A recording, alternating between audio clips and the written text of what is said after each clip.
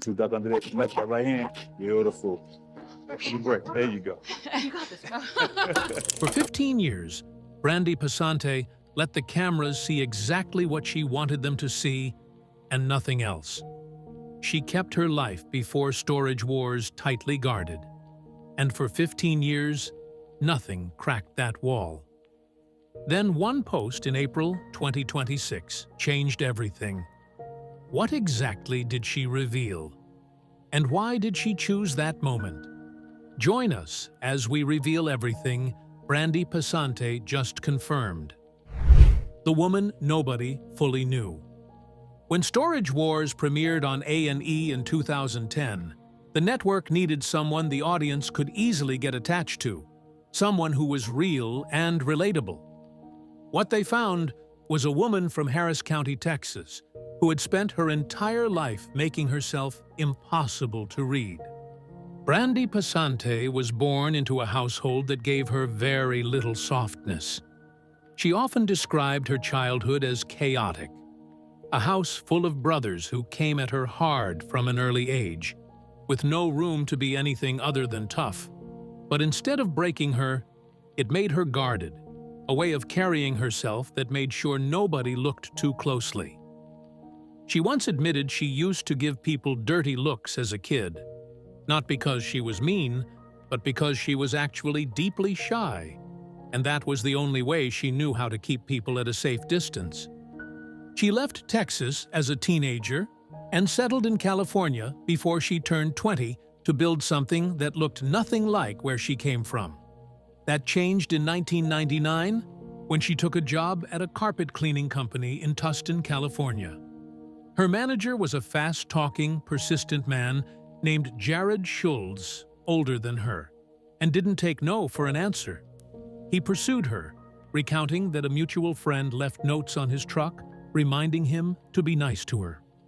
Over time, their working relationship shifted into something more intimate, and she stayed. What started as a workplace relationship soon became their life. They started buying items from storage lockers, and the house filled up fast enough that city officials eventually told them they needed a proper store, which is how Now and Then secondhand store in Orange, California, was born.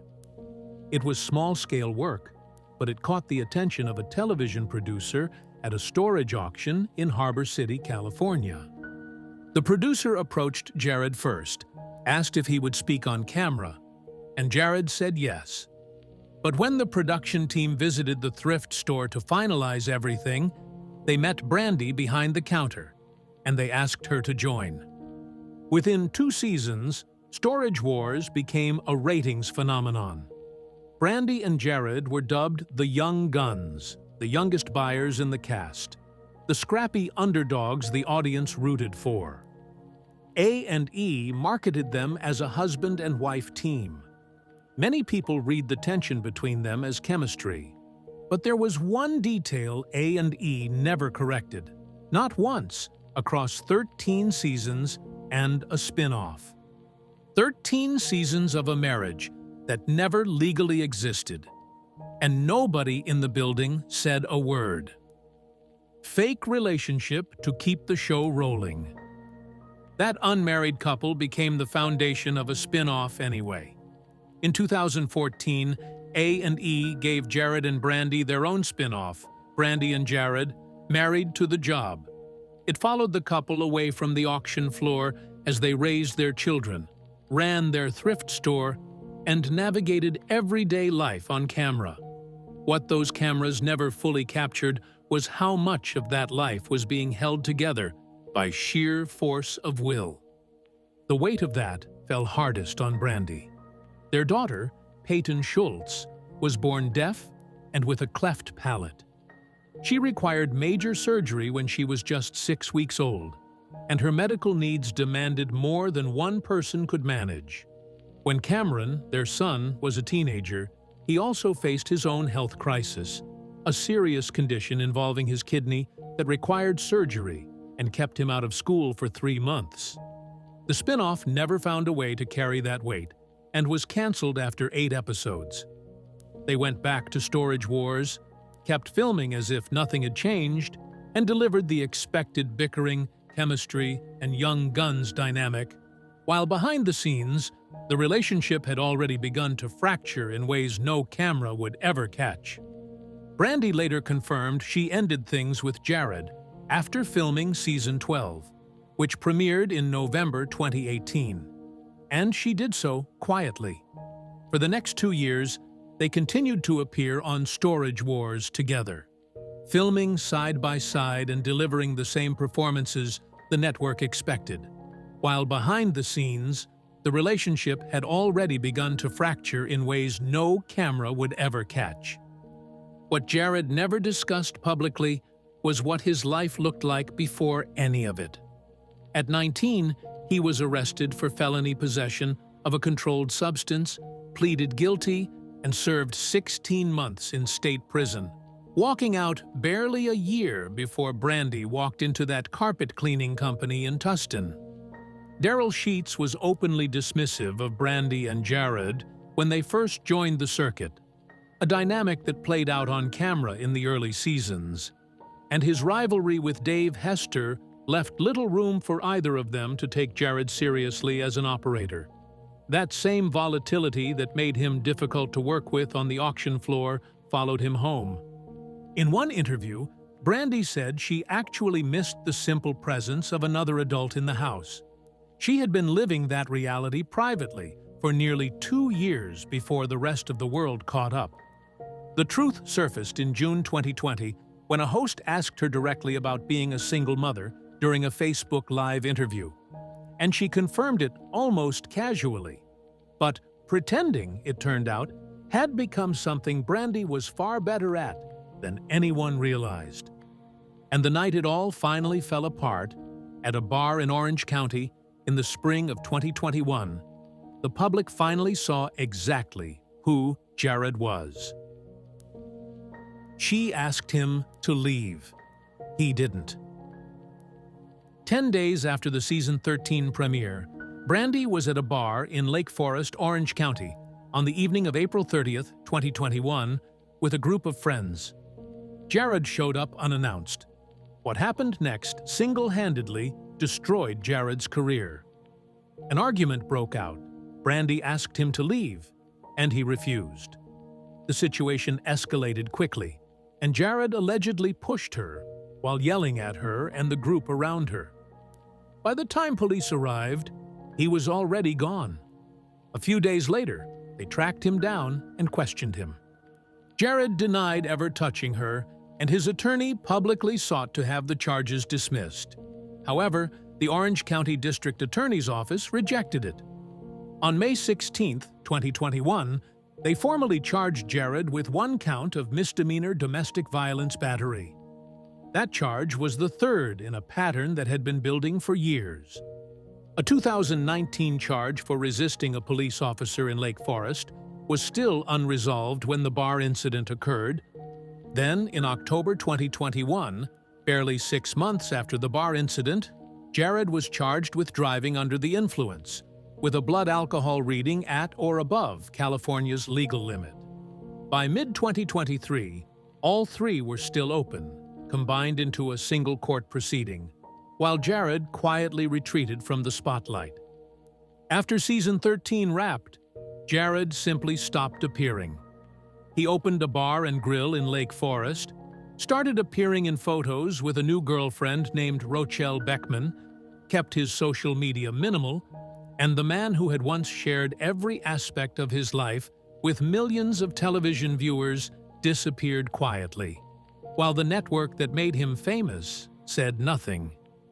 Brandi kept filming season after season as the only original cast member who had never once walked away. But staying visible came with a cost she hadn't anticipated. The most damaging attack she would ever face had nothing to do with Jared. It came from a man she had never met, and he used her name like a weapon. What they did to her name. As the show's most visible face, Brandi became a target. The mail that started arriving was not from fans. It was threatening.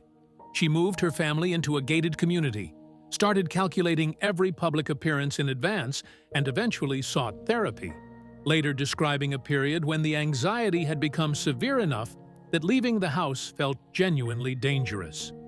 None of that was visible on screen. She was managing all of this while filming a television show, raising 2 children almost entirely by herself, and dealing with a health issue that had quietly been changing her body for years. Fans started noticing something different about her voice, a roughness that had not been there in earlier seasons. It eventually made sense when Brandi posted a message on Instagram alongside her Mayo Clinic medical report. The diagnosis was Hashimoto's disease, a serious ailment that causes fatigue, weight changes, and, in her case, a noticeable change to her voice, something she has continued managing through ongoing treatment, largely without discussing it publicly. It was into that silence that a man named Hunter Moore decided to insert her name for his own traffic. Hunter had built a platform around publishing explicit images of real people without their consent, pulling in over 350,000 users at its peak. Victims lost jobs, lost families, and spent years running from harassment campaigns they had done nothing to invite. Brandi was different from most of his targets in one specific way. With her, he did not even have real material. He fabricated it entirely, posting explicit content featuring someone else and labeling it with her name. Brandi found out through messages from people who had already seen it.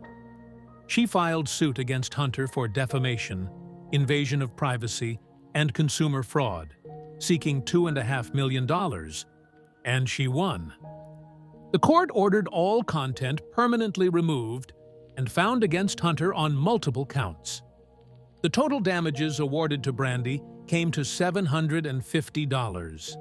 $750 for fabricated explicit content, for the use of her name without consent, for the documented anxiety, reputational damage, and emotional harm that followed. She had processed it, filed it away, and moved forward long before his name ever reached a courtroom. Each thing that came after only added to what she was quietly carrying. Hunter was arrested by the FBI in 2014, but the charges had nothing to do with Brandi. The federal case was built around other victims.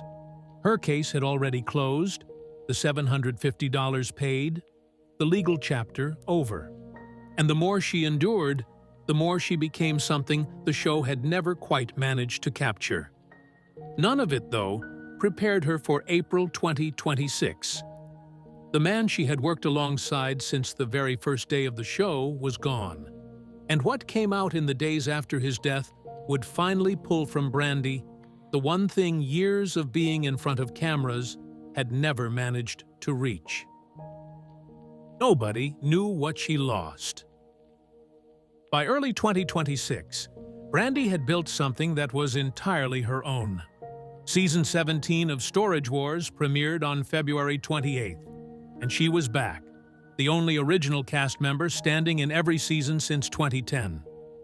Her podcast, The Real Reality, had launched the previous summer and was releasing new episodes every Tuesday, sitting down with guests like American Idol winner Abby Carter, Emmy-nominated actor Cameron Britton, Broadway star Talia Suskauer, and YouTuber Rachel Ballinger in conversations about life after television.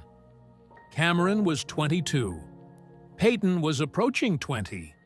She had answered the question she told interviewers she had asked herself when the daily structure of parenting shifted: what to do with her time.